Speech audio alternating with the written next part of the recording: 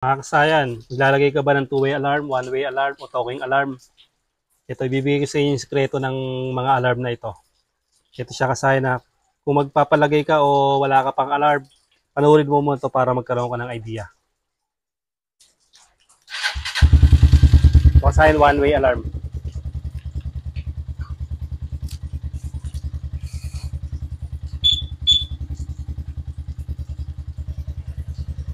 Two-way alarm.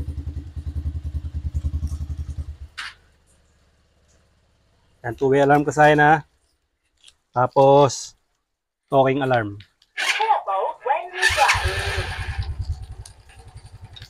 Ito siya kasayan na konting ano muna, konting pag-aaral muna about sa alarm.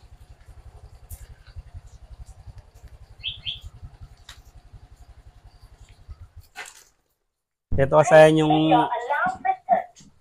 ito yung alarm natin kasayan na two-way alarm, one-way alarm, o talking alarm. Pare-parehas lang na ganito yung pag-wire. Kung halimbawa magkamali lang yung left and right ng talking alarm, syempre pagka nag-signal sa kaliwa, magsasalita siya na turn right, mali. Pagbabalik-tarin nyo lang to. Hugutin nyo siya tapos pagpalitan nyo ng pwesto. Ito siya kasaya na konting ano lang tayo dito para may idea yung magpapakabit ng alarm at yung may mga alarm na rin, meron pa kayong konting matututunan dito. Pagka ganito kasayan yung alarm nyo, halimbawa nag-order kayo ng two-way alarm, ganito yung wire na pinadala sa inyo, ito yung nagpupulbos. Pag ganito yung kinabit nyo, ilagay nyo sa alarm nyo, gagana siya pero hindi nyo alam kung isang buwan, 2 buwan, siguradong hindi tatagal yung alarm niyo. At ang masama pa doon, magloloko yung alarm nyo. Ito siya, oh. Pansinin nyo yung wire, ha. Pag uminit na siya, ayun siya kasahin, ha. Oh, galing to sa one-way alarm. Pero yung iba, nilalagay na rin sa ano. Ayun siya. Kahit two-way alarm ang order, ganito yung nilalagay na ano, na wire. Ito siya. Ibig sabihin, nagpupulbos tong wire na to. Kaya pagka nag-order ako, nag-chat ako kay seller na yung stainless yung wire niya. Ayun siya kasahin, ha. Pansinin nyo, ha. Ito dapat siya. Ganito yung wire niya, ayun, oh. Yan. Stainless siya yung kulay white. Para siguradong tatagal yung ating alarm. O kaya yung pinakamagandang diskarte, kung ganito lang din mas magandang bumili kayo ng ano ng 8 pin. Yung ganito siya, oh.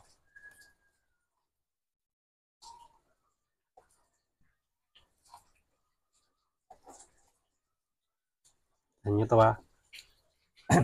Halimbawa, ito siya, oh. Ito na yung pinaka nakalagay sa harness. Ito na siya yung nakalagay sa harness na to. Ayan, kasukat yan dyan. Ayan. Para siguradong matibay yung ano nyo, yung wire harness nyo. Ito, dito wala kayong ano dito, wala kayong duktong na wire dito. Dito kayo magtatap tapos maganda yung wire harness nyo kaya walang magiging problema rito. Pagka ganito, itiyak magkakaproblema kayo dyan. Pagka ganito yung wire. Yung ganito, ito, subuko na to. Magsasawa ka na lang. Halimbawa, yung alarm mo, one way. Magsasawa ka na lang. Papalit ka ng two-way, papalit ka ng talking. Isusuksok mo lang naman siya. Pag nagpalit ka. O ngayon kasayan, nade-drain ba yung battery pagka nagkakabit ng alarm? Made-drain siya pagka hindi mo gagamitin yung motor mo, i-stack mo lang. Halimbawa, i-stack mo lang siya ng 2 linggo, 1 buwan na hindi tumatakbo. Made-drain siya. Ganito yung dapat gawin nyo. Pagka ano, ito, tutok mo rito. Pagka hindi nyo ginagamit, mas maganda yung alarm nyo ay nakapwesto sa mas madali nyo siyang mahuhugot nyo siya. Halimbawa, ito, nasa ano, pagka hindi nyo gagamitin yung inyong motor ng matagal, hugutin nyo lang siya. Hugutin nyo lang na ganyan. Pag gagamitin nyo na, saka nyo siya ibalik. Kasi gumagana yan. Makikita nyo yung sikreto yan kung bakit nakakatulong yan kahit Kahit sabihin niyo pang sira yung sira yung susian ng inyong ng inyong motor, susian ay ito, yung remote ng inyong alarm, halimbawa sira, gumagana pa rin yan. Basta to nakakabit siya.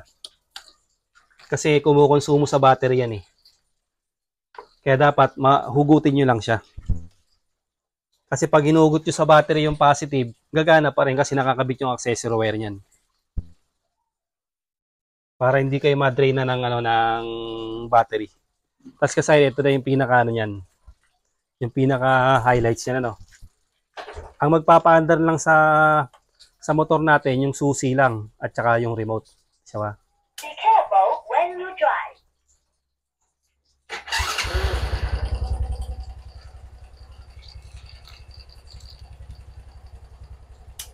Tapos yung susi niya, yung remote niya. Please make your alarm system.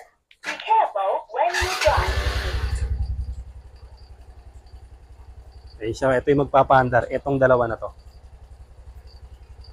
Yung dalawa na yan Tayo natin. Ngayon kasayan, pag may gagawa ng kalokohan sa inyong motor, pansinin nyo ating wire.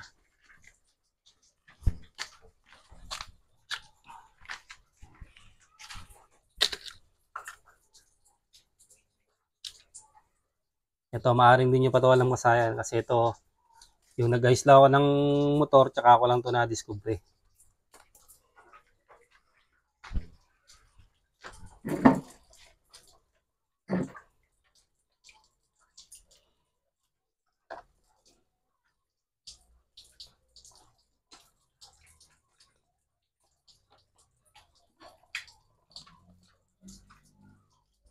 Be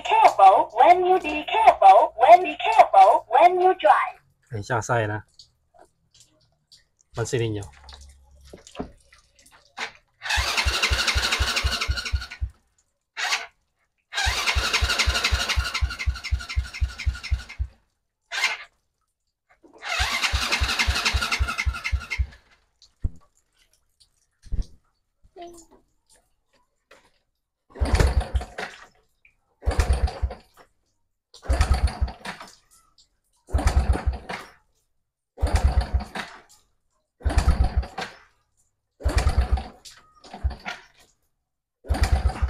Hindi siya kayang paandarin. Kahit naka-open na yung kanyang yung kanyang susian. Ayan, gumagana na yung kanyang mga Turn left.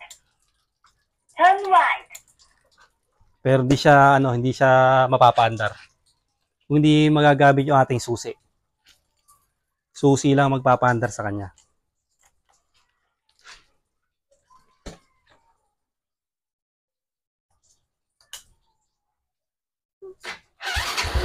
Yan siya kasayan.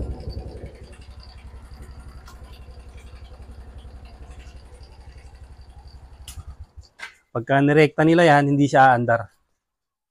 Ito, yung rekta natin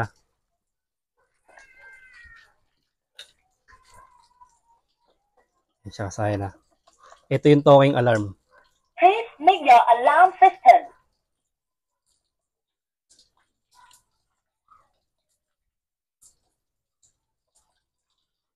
Kahit pala hindi siya hindi siya nakalock.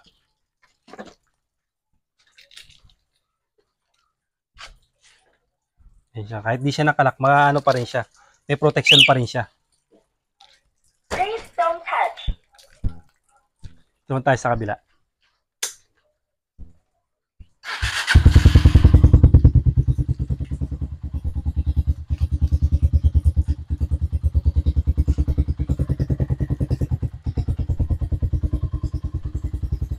Susi, gana.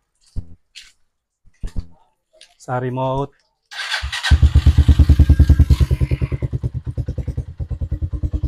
Siya kasayan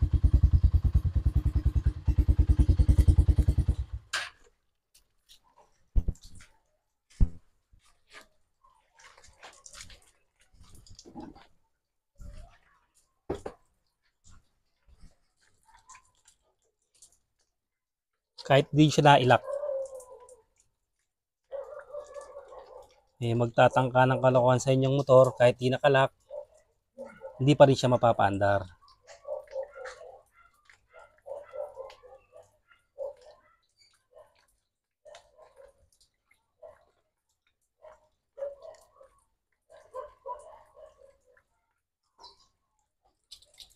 Ayan siya sa akin. Yan, napailaw na nila. Gumana na yung ano natin. Starting.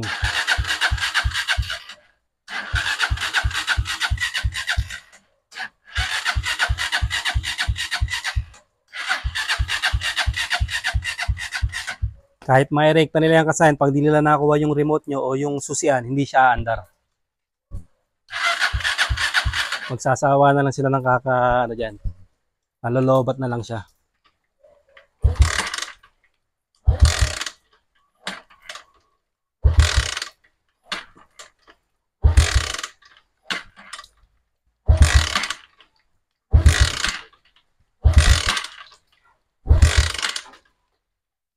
Ayan siya kasayan ha.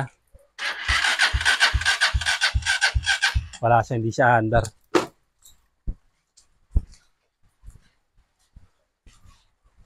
Pero pag yung remote tsaka yung susi,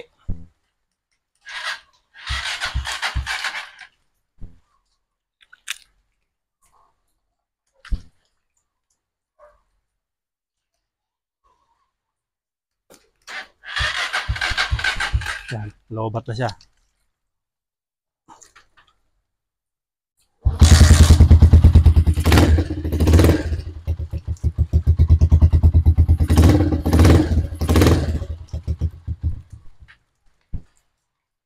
Ito lang kasi mo papaandar sa kanya. Hindi siya pwede siyang irekta.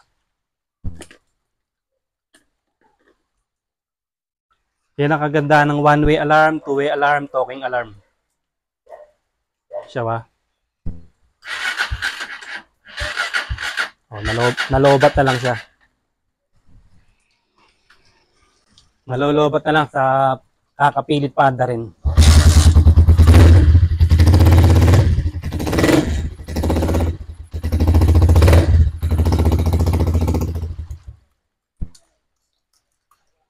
Yan kasayan yung sekreto ng two-way alarm. Kahit hindi siya nakalock, kahit hindi natin siya na-lock, safety pa rin siya.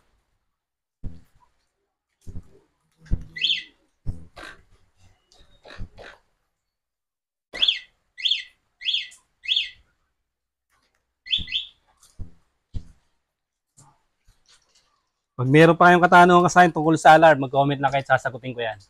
Nandito na lang mga kasayan. Salamat sa panonood.